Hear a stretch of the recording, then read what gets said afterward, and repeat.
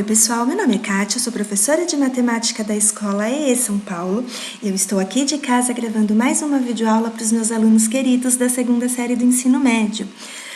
Hoje nós vamos dar continuidade à análise combinatória. A habilidade é compreender os raciocínios combinatórios, aditivo e multiplicativo na resolução de situações problema de contagem indireta do número de possibilidades de ocorrência de um evento.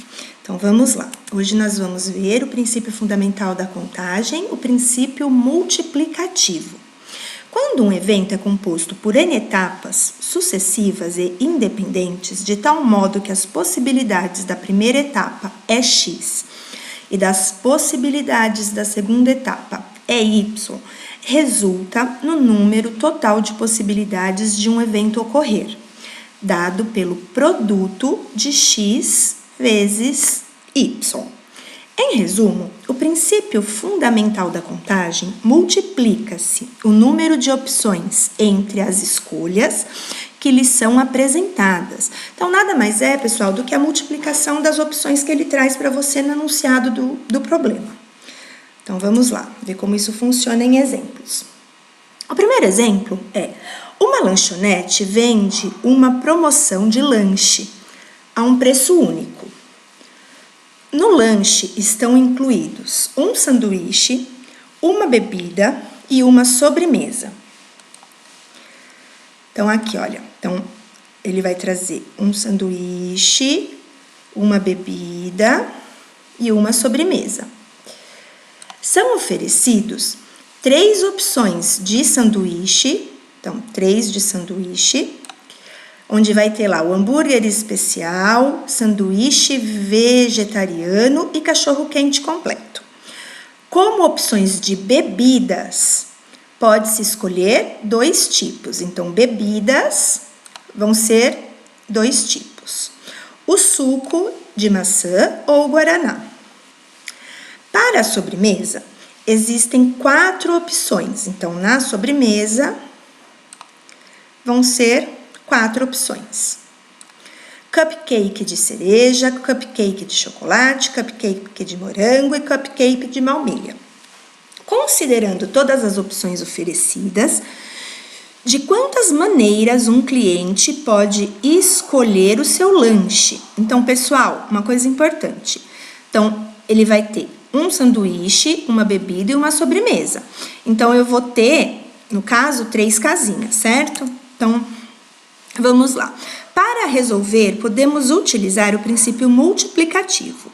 Basta multiplicar o número de opções de sanduíche, bebidas e sobremesa. Quando eu falo 3 casinhas, é como se eu tivesse 3 risquinhos aqui. O primeiro risquinho está fazendo referência ao sanduíche, que temos 3 opções de sanduíche. O segundo está fazendo as bebidas, que são 2 tipos de bebidas. E o terceiro risquinho seria a sobremesa, que seriam 4 opções. Então, aqui eu vou multiplicar o 3 pelo 2 e pelo 4. Multiplicando esses fatores, eu vou ter 24 tipos diferentes de lanches, certo? Para escolher nessa promoção. Então, basta multiplicar as opções que ele traz para vocês, é bem simples. Uma coisa importante que vocês já tinham visto esse tipo de exercício lá no ensino fundamental. E lá vocês faziam as árvores de possibilidades, certo?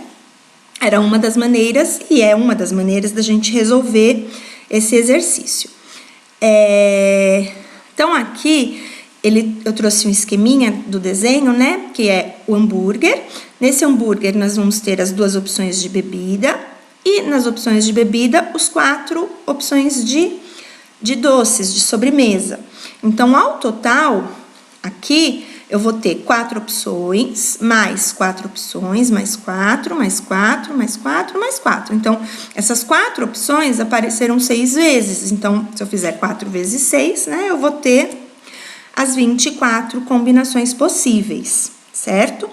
Então, eu posso fazer o exercício, pode pedir a árvore de possibilidades, que é você destrinchar, né, essas possibilidades, E ele pode só pedir o total de combinações, então basta fazer a multiplicação do 3 vezes 2 vezes 4.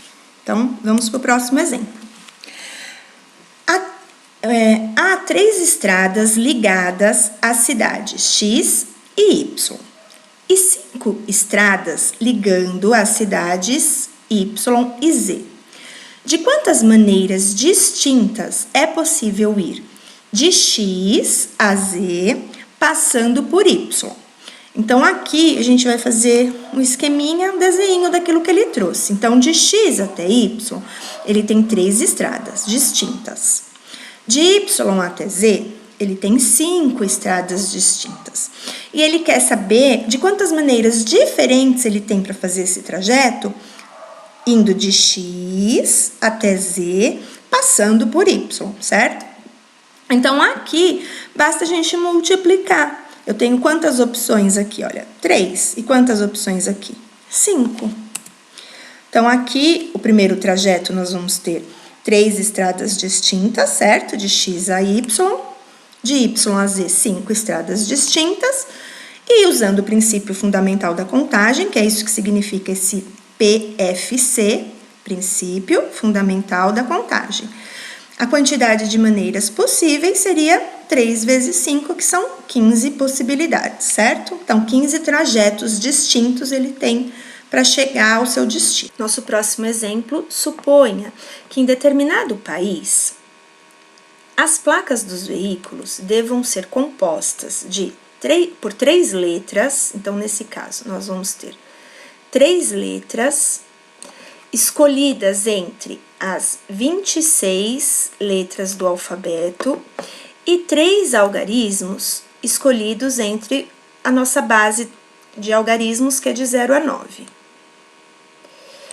Nessa ordem, determinar a quantidade máxima de placas diferentes. Então, não esqueçam que é nessa ordem. Então, quer dizer que vão vir primeiro 3 letras, depois 3 números. Aqui, o que nós vamos ter? Então, 3 casinhas representando as 3 letras, certo? E depois, mais 3 casinhas representando os nossos 3 algarismos. E aí, o que nós temos? Então, nós temos 26 opções de letras e 10 opções para cada algarismo. Então, aqui, o que a gente vai ter? Na nossa primeira casinha, eu vou ter 26 opções de letras. Na segunda, 26. Na terceira, 26. Como ele usou a letrinha E de ligação, né? Porque são 3 letras e 3 algarismos, lembrando que a letrinha E indica uma multiplicação. Então, a ligação aqui é o vezes, tá? Se aqui fosse ou, então, aqui ia ser trocado pelo sinalzinho de mais, tá? Então, aqui nós temos 10 opções de algarismos, porque é de 0 a 9. Na segunda casinha dos algarismos, né, mais 10 opções. E na terceira, mais 10 opções. Multiplicando tudo, nós vamos ter 17.576.000 possibilidades de placas, certo? Pessoal, aqui nesse caso, se, por exemplo, se estivesse aqui falando que iam ser, que devem ser compostas por 3 letras, se viesse aqui, por exemplo, a palavra distintas ou diferentes, isso queria dizer que se a letra, por exemplo, se eu uso a letra A aqui, a letra A não poderia aparecer na segunda casinha e não poderia aparecer na terceira. Então, se eu utilizei a letra A na primeira casinha, eu teria que descartar esta letra. Então, essas combinações iam ser diferentes. Então, eu ia começar com 26 opções, mas como aqui ficou nessa casinha, eu ia ter que descartar. Então, ia sobrar para a próxima casinha só 25 opções. E aí, quando eu fosse para a terceira casinha, eu ia ter que descartar 2 letras, uma que ficou na primeira e a outra que ficou na segunda. E aí, ia ficar 24 opções, certo? Então, é muito importante a leitura do exercício. tá? Então, aqui, como ele não trouxe a palavra distintos ou diferentes, quer dizer que pode repetir. Então, eu vou continuar sempre tendo a mesma opção, 26, 26, 26. A mesma coisa com os algarismos. Se por um acaso viesse a palavra distintos, o que ia acontecer? Também ia diminuindo as minhas opções. Eu sempre vou ter que descartar um valor, um número, não interessa qual é esse número, um número que ficou na casinha anterior, certo? Então, vamos para o próximo exemplo. Então, aqui, quantos números de 3 algarismos distintos podem ser formados com os números 0, 2, 4, 5, 6 e 8?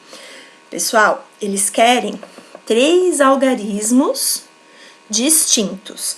Se são 3 algarismos, eu vou ter 3 casinhas. Uma casinha representando a centena, outra a dezena e outra a unidade.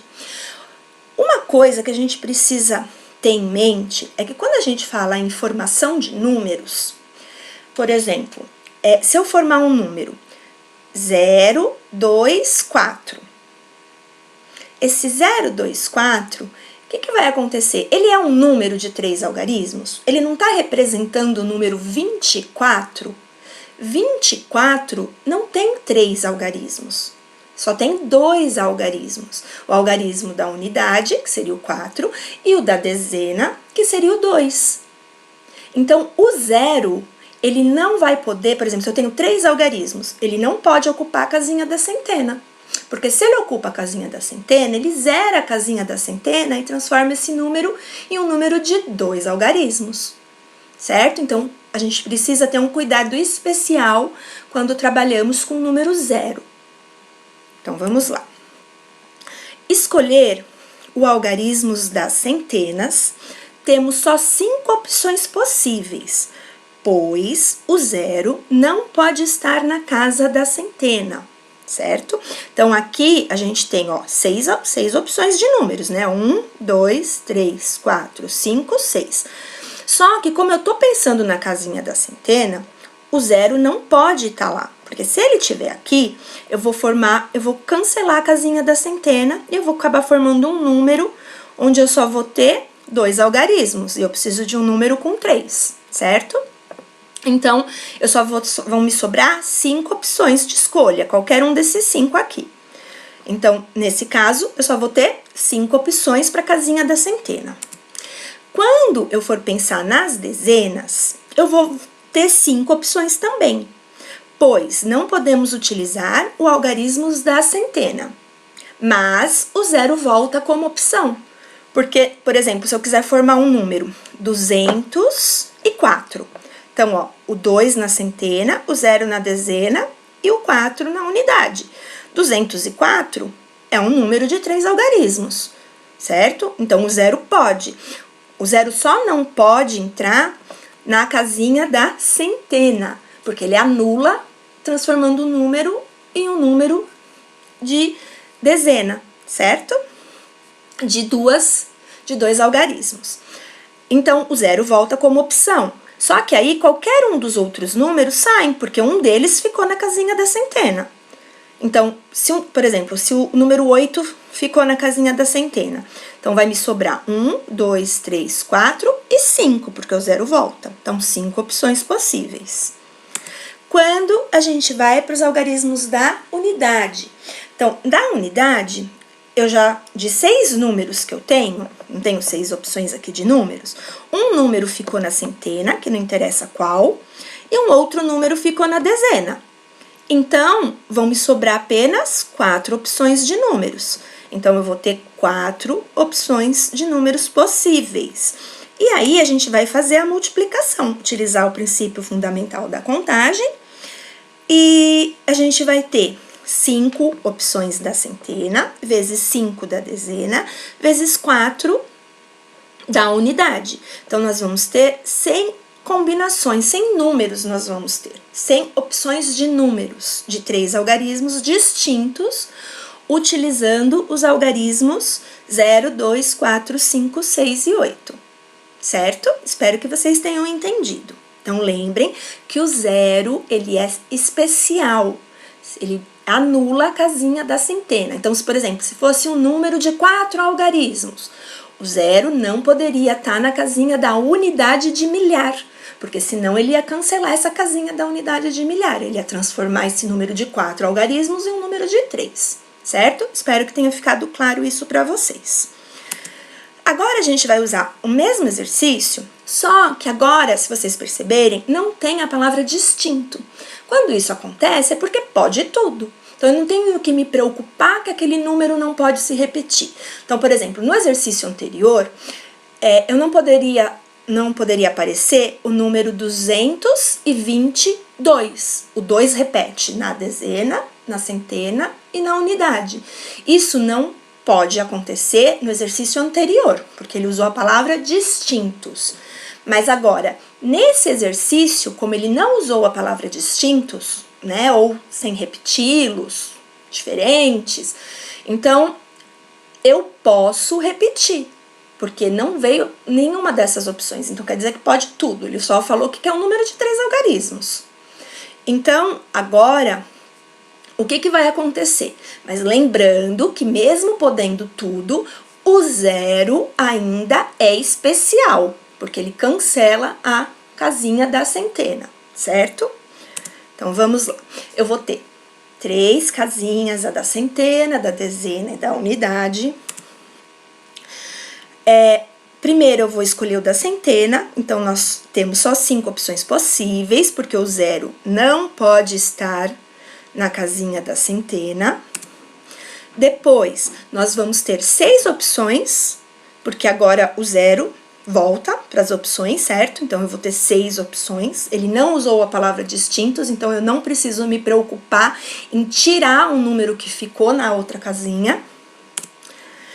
E das unidades, eu vou continuar tendo 6 opções também. Então, agora, a gente usando o princípio fundamental da contagem, eu vou ter 5 opções para centena, porque o 0 não pode, 6 opções na dezena e 6 opções na unidade.